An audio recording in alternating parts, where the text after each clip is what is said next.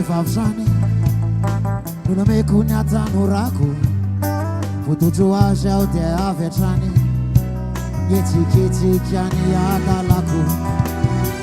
zany vehivavy zany navahako tanatiny maro fa nampifaly sy nampitomany ary tena hita fa nasarom-piaro tsara tare matomambabo ahy tsara tare no tsara fanahy tsy tanareo efa tsy aiza fa eo amirako ipansinay mandray ny tanako manorokay miantsony anarako tsy renareo izaho nefa to mandrele feo zany vehivavy zany no mahalala ny tantarako tsaroko tsara fa mbola izy any namadivadika ny anarako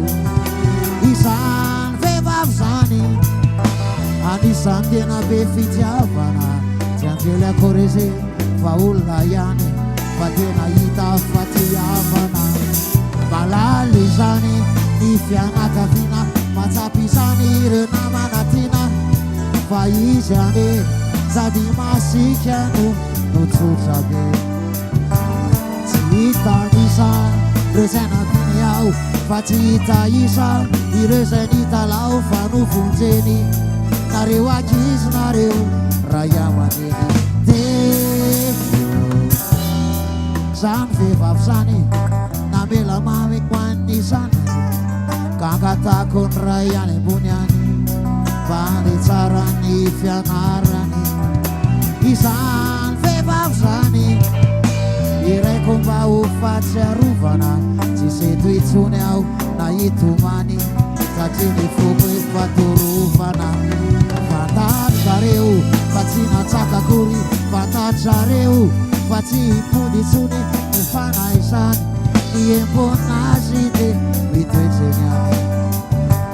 na ny voady ny fanoloranay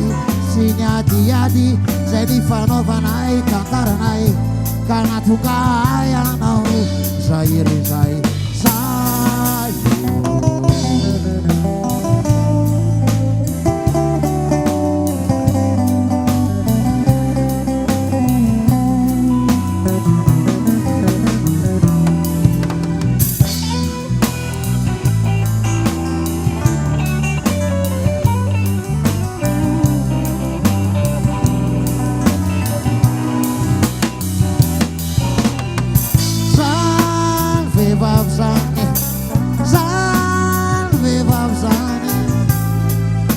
bonazy de itoetreny zany vehivavy zany zany vehivavy zany no natonga ay anao zahiry zay zany vehivavy zany zany vehivavy zany embonazy de itoetreny any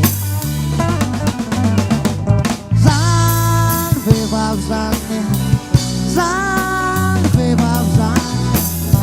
no natonga ay anao zahiry zay